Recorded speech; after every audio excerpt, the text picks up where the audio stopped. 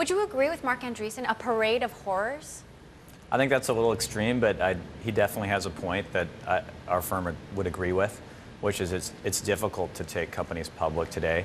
And a lot of the fast-going companies, the CEOs, the boards actually don't want to list. They want to keep their companies private longer.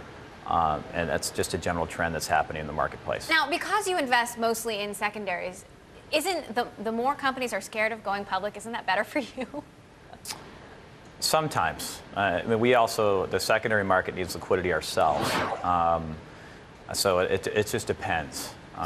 So it's always finding a balance, right? Not waiting too long, but not going out too early, right? That's right. Yeah, there's a little bit of timing in our market when you buy shares in companies or limited partnerships in funds where you're trying to predict at what point you'll get your own liquidity event.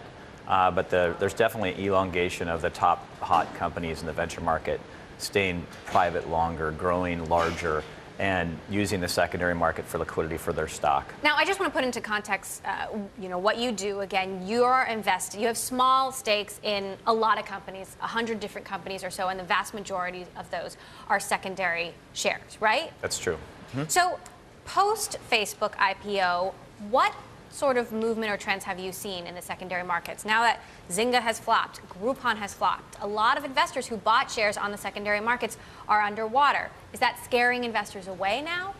Some have been scared away, but there's about 30 to 40 active buyers of secondary shares that have dedicated pools of capital to buy in the market, and most of them are still buying. They've shifted their buying into software companies, SaaS companies, away from consumer internet companies over the last year or so because of that reason.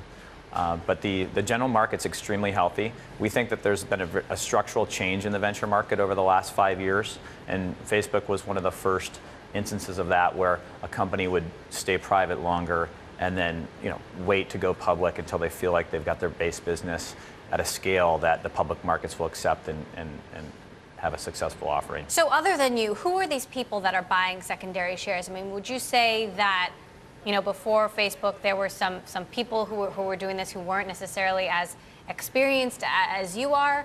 Or, do all of these guys know what they're doing?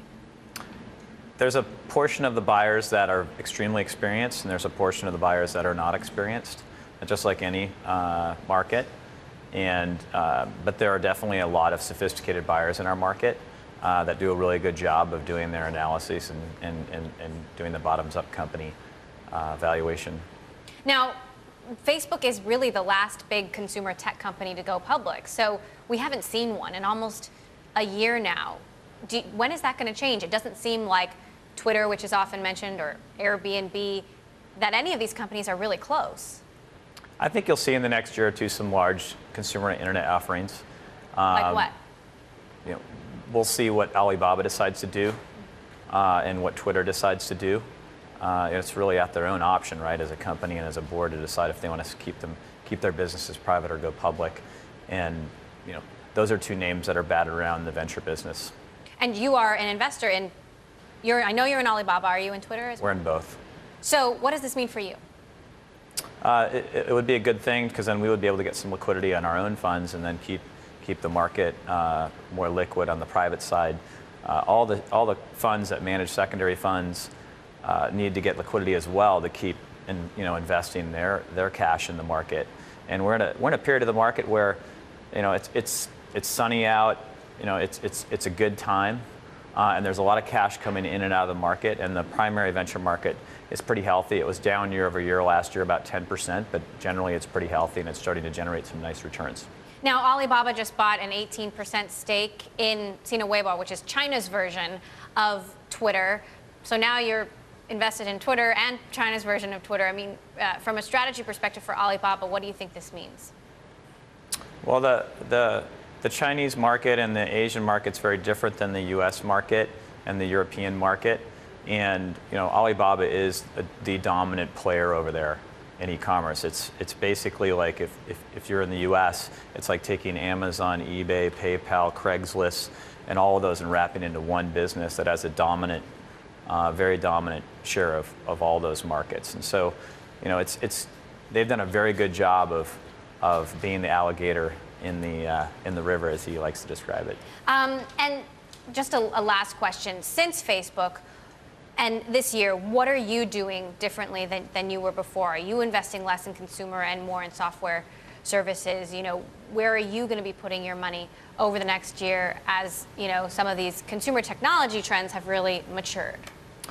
Well, our firm's got into other segments of the market over the last 3 years. We've bought into some healthcare investments, biotech, med tech. We've also bought into a lot of software companies. About 60–70% of all our money in the last 3 years has gone into the software market.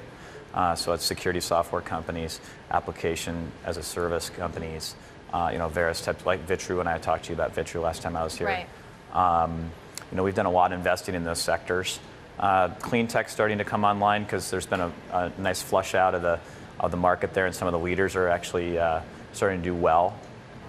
Because that hasn't happened. I mean, everyone's been sort of waiting for clean tech to this year I think have its moment. This year I think it's bottomed. I think it's gotten to a good point where the successful businesses in clean tech are becoming successful, and it'll take another year or 2 years for the general market to see that. Right now you're seeing press around Fisker going under, and there's a lot of negative press. But when you look under the covers, the market's quite healthy with a few subset of names.